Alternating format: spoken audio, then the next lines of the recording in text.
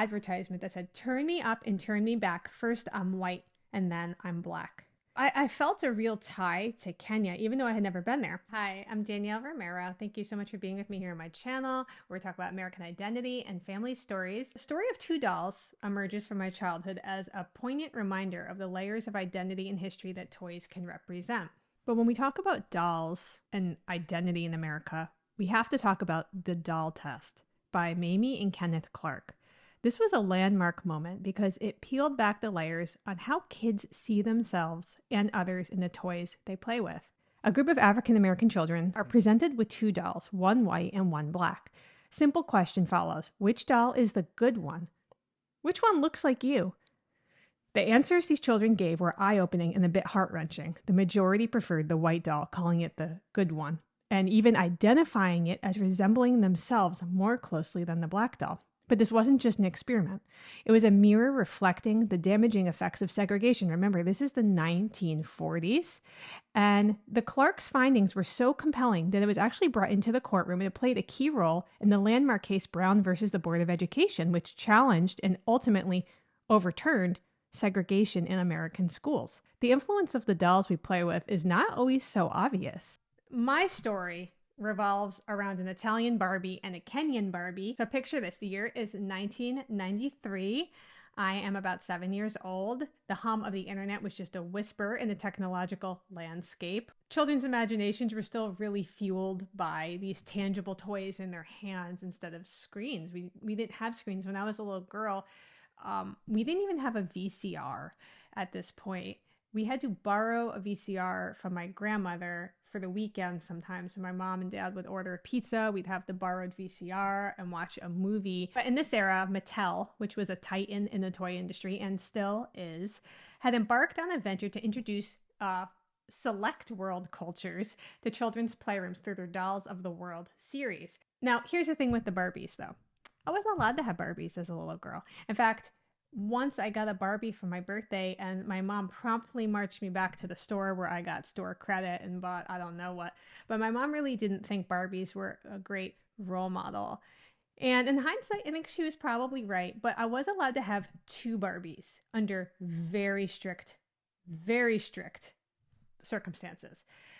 I was allowed to have these two Barbies that had strong cultural significance, but I couldn't take them out of the box. They had to stay in there. My mom really didn't want me getting into Barbie world. And so I had two Barbies. One was this Italian Barbie. She technically was a Neapolitan Barbie, which is crazy because my family's really from Naples, Italy. But that's just kind of how it worked out. And she was wearing a traditional Neapolitan folk costume. Now, the Neapolitan Barbie, Italian Barbie's like probably obvious why I had that one. But the Kenyan Barbie is an interesting story. So when I was growing up, my dad had some friends in Kenya, in Nairobi, Kenya, and he would go there for a couple weeks at a time, at least 2 or 3 times when I was around this age. And he was friends with a pastor in Kenya, and I can't remember what tribe the pastor was from because I was pretty young, but this was in the 90s. My dad would go over there and he'd spend a lot of time there. He would help in the community. They would bring money, they'd bring clothes, just kind of be there to help get things off the ground, whatever people needed. And what that would mean though is my dad would also come home with really cool stuff from Kenya, which is just impossibly far for me as a 7-year-old growing up in upstate New York. But he would bring home carved animals. We had carved giraffes. He brought home little safari outfits for us that we wore all the time. And he even got us a book to teach us Swahili, which now I have the book still, but I can't remember anything except Jambo. So I felt a real tie to Kenya, even though I had never been there. But what really pushed it over the edge was that his friend, his name was Julius Wafulo, he actually came over to the United States with my dad. I think it was his first time ever coming from Nairobi. And he stayed in my room. I wasn't in the room though. I stayed with my brothers. I gave him my room and he was there for a couple weeks. And he was in our house with us. He told us stories. We hung out with him. And it was a really beautiful experience of just kind of being exposed to a lot of cultures as a child. And I think what is so beautiful about that is it it just becomes part of your schema, how you see the world. Like it's normal to have people in your life who don't do things the way that you do, who don't look the way that you do. And so I was really intrigued by this topic of the topsy-turvy dolls. Now, a topsy-turvy doll has two faces. Basically, there's a doll on the top that is either white or black, and when you flip it over, the dress covers the other doll, and the other doll emerges. There are a lot of discussions about how these topsy-turvy dolls are used, and I want to talk about this really through the lens of the way I was using my two dolls as a little girl. So this is a symbol from the antebellum South, and it encapsulates a narrative of duality. These dolls were crafted by the hands of enslaved women who were often in charge of not only their own children, but the children of the master of the plantation. And so these dolls bore two identities, one black and one white, separated just by the flip of a skirt.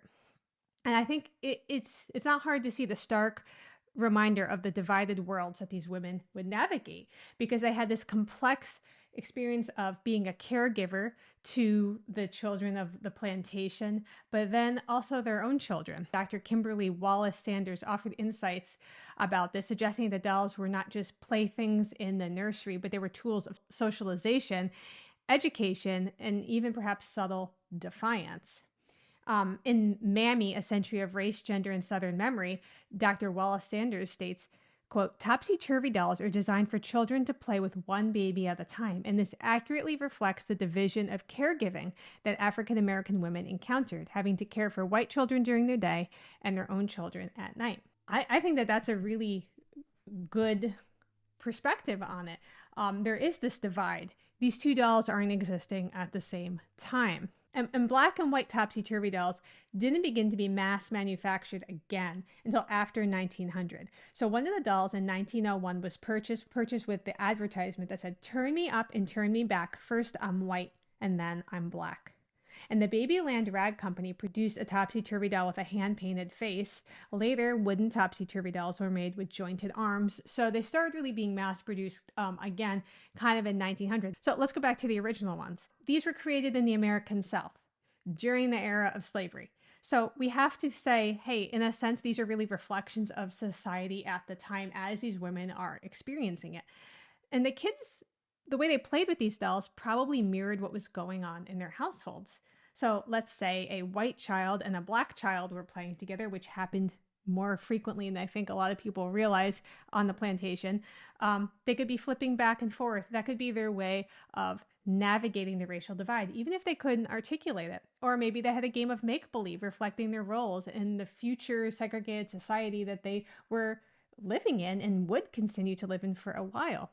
So these dolls were potentially an expression of these women's divided lives, which I think is really profound.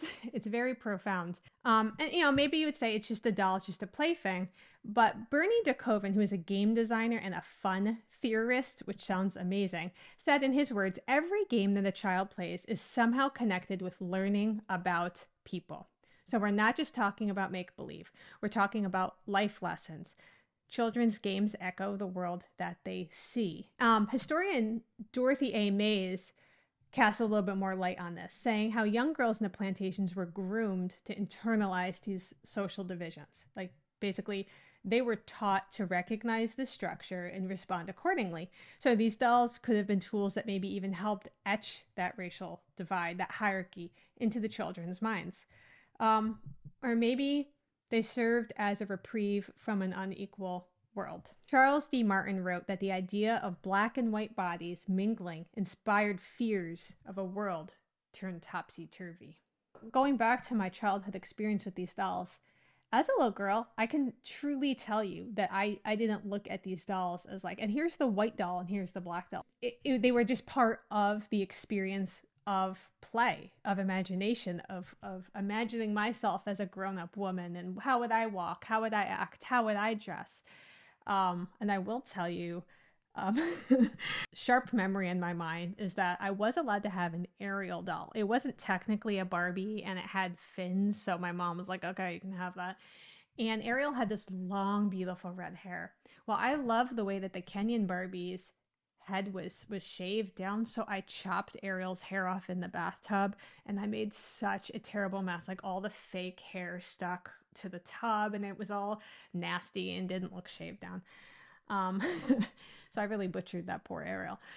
But I just think that this is an important thing to think about as we're talking about toys and dolls, because this isn't a conversation that's old and we shelved it. Like, we're still talking about this. People are talking about being represented in dolls. And what does that mean to be represented in a doll? Should people only play with dolls that represent them? And I think that as a parent, this is something I have thought about. I have 3 little kids. 2 of those are little girls who are Barbie age, and I decided to let them have Barbies.